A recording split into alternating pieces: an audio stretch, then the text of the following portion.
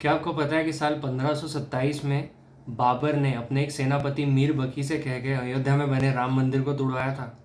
सोचिए, साल 1527 में राम मंदिर वहां पर बना हुआ था। वो मंदिर हिस्सा था हमारे हजारों साल पुराने इतिहास और उसकी धरोहर का। उस मंदिर का निर्माण किया था उज्जैन के चक्रवर्ती सम्राट राजा विक्रमादित्य ने। और अगर आज वो मंदिर होता तो वो लगभग 2100 साल पुराना होता। भारत में मुगल सल्तनत का विस्तार 1526 में शुरू हुआ था और मुगलों ने भारत पर लगभग 200 साल से थोड़े ज्यादा समय तक राज किया। इस दौरान मुगलों ने भारत के कई ऐतिहासिक इमारतों और खासकर मंदिरों को ध्वस्त किया। मंदिरों को तोड़कर वहां पर उन्होंने मस्जिदें बनवाई और अयोध्या में राम मंदिर को तोड़कर वहां पर भी बाबर ने एक मस्जिद बनाई और उसका नाम दिया बाबरी मस्जिद। फिर आया दौर 19वीं शताब्दी का।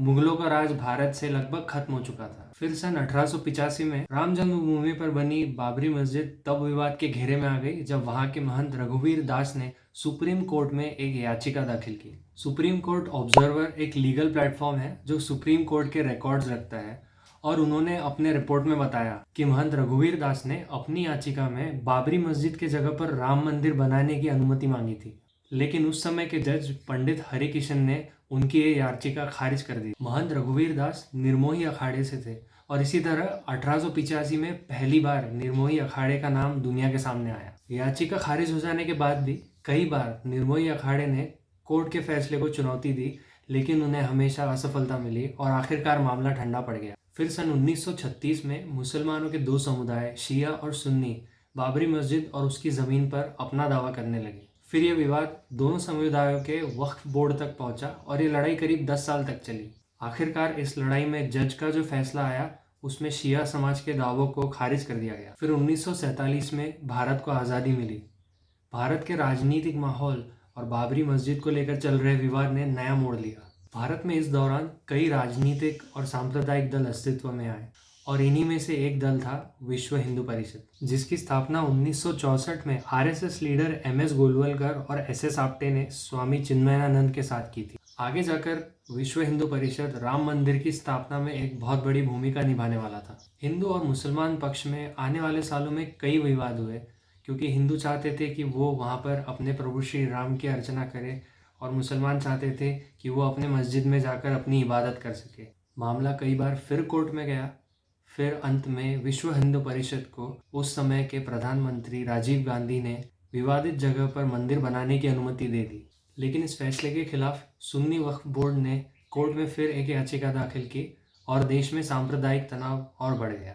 इस तरह रामलला का नाम पहली बार इलाहाबाद हाईकोर्ट तक पहुंचा, जहां सुन्नी वक्फ बोर्ड और निर्मोही अखाड़े ने पहले से ही अपना दावा पेश किया हुआ था। आगे सन 1990 में सितंबर महीने की 25 तारीख को बीजेपी प्रमुख एल.के. अडवाणी ने एक रथ यात्रा शुरू की जो गुजरात स्थित सोमनाथ मंदिर से भारत के कई सारे प्रमुख शहरों से होते हुए अयोध्या पहुंचने वाली थी।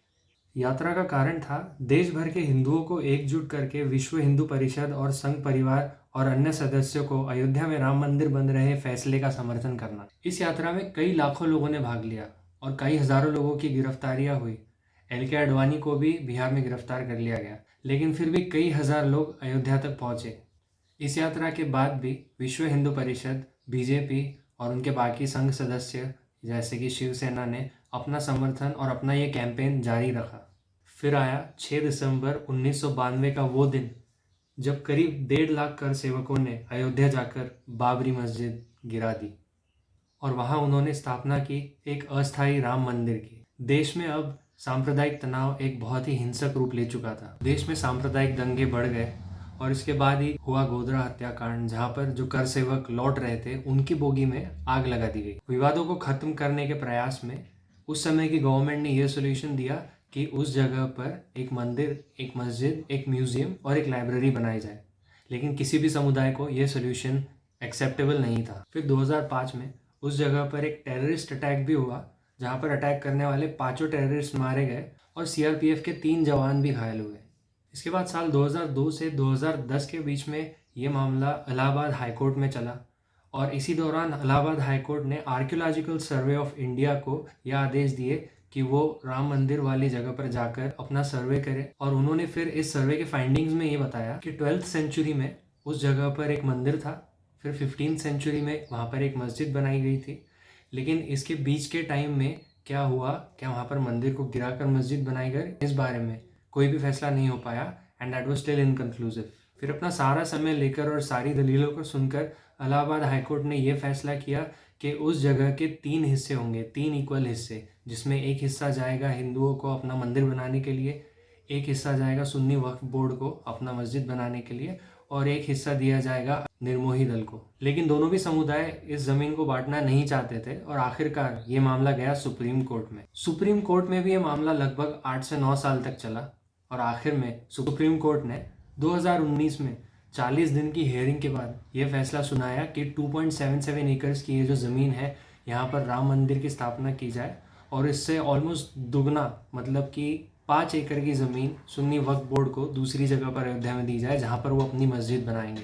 इसके बाद श्री राम जन्मभूमि तीर्थ क्षेत्र ट्रस्ट अस्तित्व में आया और उन्होंने राम जन्मभूमि पर राम मंदिर की स्थापना की और अब आखिरकार 22 जनवरी 2024 को होगा इनॉग्रेशन राम मंदिर का। और ये न्यूज़ सिर्फ भारतवर्ष में ही नहीं बल्कि पूरी दुनिया में फैल चुकी है और इंडिया में तो इसका काफ़ी सारा क्रेज़ है। अयोध्या जो पहले थी अयोध्या नगरी, उसमें भी काफ़ी बदलाव आया है। इंटरनेशनल लेवल की सिटी अब वो बन चुकी है, जिससे सिर्फ इंडिया को, सिर्फ अयोध्या को ही नहीं, सिर्फ यूपी को ही नहीं, बल्कि पूरी इंडिया को एक इकोनॉमिक बूस्ट मिलेगा। कहा जा रहा है कि इंडिया की जो इकोनॉमी है उसे ऑलमोस्ट 55,000 करोड़ का रेवेन्यू बूस्ट केवल और केवल अयोध्या से मिलेगा।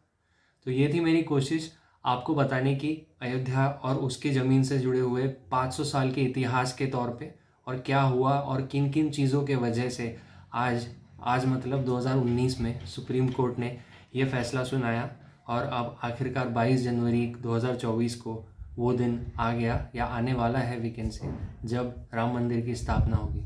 ये वीडियो अगर आपको अच्छा लगा हो तो आपको पता है आगे क्या करना है। Please like this video, subscribe कीजिए मेरे चैनल को, press the bell icon so that next time जब मैं कोई और वीडियो अपलोड करूँ, जो कि मैं डेफिनेटली करूँगा, तो आपको उसका नोटिफिकेशन आपके फ़ोन पर या आपके कंप्यूटर पर दिख जाए। धन्यवाद। जय श्री राम।